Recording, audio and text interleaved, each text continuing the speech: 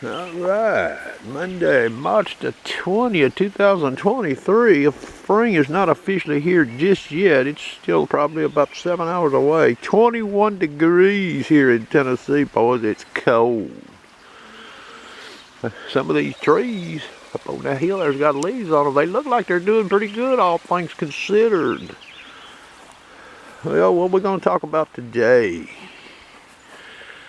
You know, ever since I was a little boy, when I started reading and watching TV, and I didn't read many books when I was growing up, by the way. I only read one book front to back in my whole life.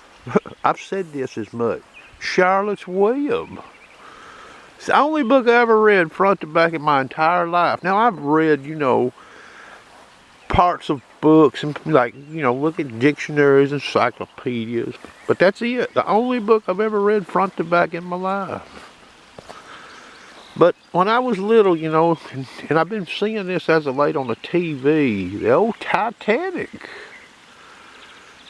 When that thing sunk in the North Atlantic, it was supposedly the biggest man-made object ever made at that time. The old Titanic. And what happened? All accounts, bad judgment, poor management allowed that ship to go to the bottom with all those souls on board. Sort of a shame, ain't it?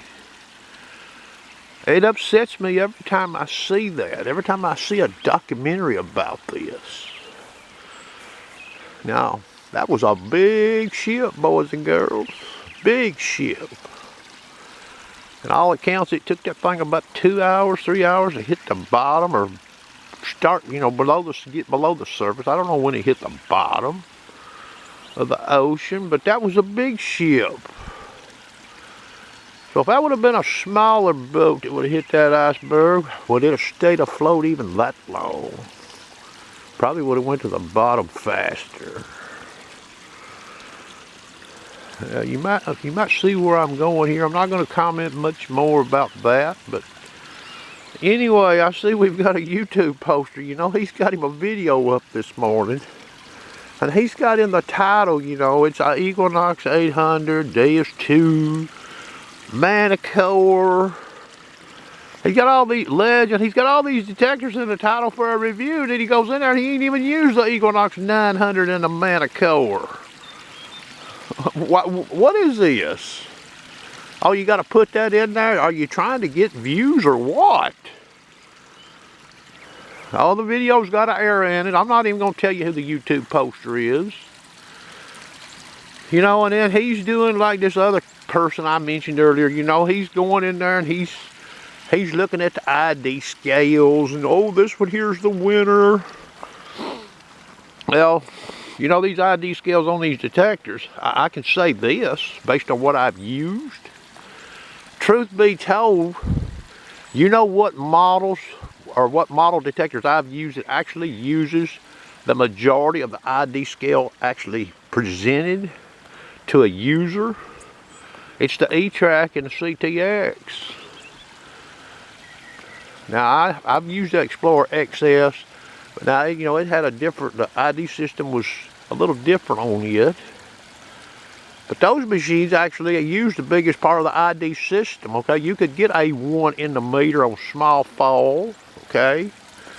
And you could get like a 48 on a quarter. So they use a big part of it. A lot of these, the Equinox 800 didn't use as much of its ID scale on those same targets. Even though it went all the way up to what, 40, you wasn't gonna, what was gonna read 35, 38 on that machine? Just using that as an example. The DS2, hey, you see the ID scale on it. Does it use the biggest part of its ID like the E-Track? Probably not. So what I'm saying is, when you look at this stuff, some of it can be sort of misleading. When you do it, if you're going to list these detectors for review, you probably ought to use them. I mean, he can talk about some of the bad things or the dislikes on the ones he's used, but he can't say that about the ones he hasn't used. He hasn't used them. It's funny, huh? Yeah, put a floater out there. Y'all had any problems with water leaks? Yeah, well, he had problems with the 800 leaking. Okay, I get that part. He used that detector. Okay. So anyway, you know, when you click on these people's YouTubes, look, I'm not striving to get subscribers. You know, I'm trying to give you all, I use what I'm talking about. I'm not going to pull some rabbit out of the hat, you know, here's this detector, boys, like maybe even this Quest V80. Let me tell y'all about that machine. Well, I ain't used it, but let me tell you about it. Now, it'd be different if you were just going to look at, if you were going to just compare and you hadn't used a single detector, even if you had used one, well, you shouldn't be putting comments in there based on your use of a detector if you're going to talk about one you haven't used. If you just want to talk about what's in the spec sheet, stuff like that, that's fine. You know, to see to see how they compare, I get that part.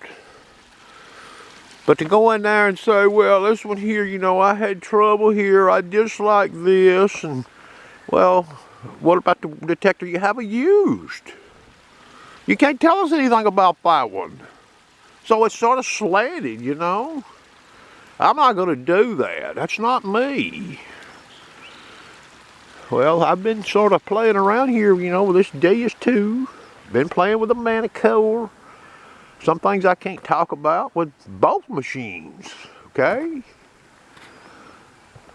I did show a little bit with one of them. And, you know, it's not really a secret. This has been talked about. But, you know, there's some purchasers out there, you know. Maybe they're like, you know, like, well, hey, you see what's coming, okay? I can show part of it, and I did. I try to keep things real and practical. I don't want to mislead anybody. You make up your mind what you want to buy. There's some other people out there, too, that do some good videos, by the way. Ippy Signals is getting some good videos out there. He did a good video looking at that Xterra and even the Equinox 900.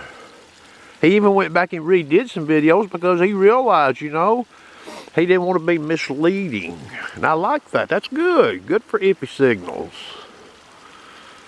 Well, anyway, it's cold here. I'm going to try to do a little detecting today, but it needs to warm up just a little bit.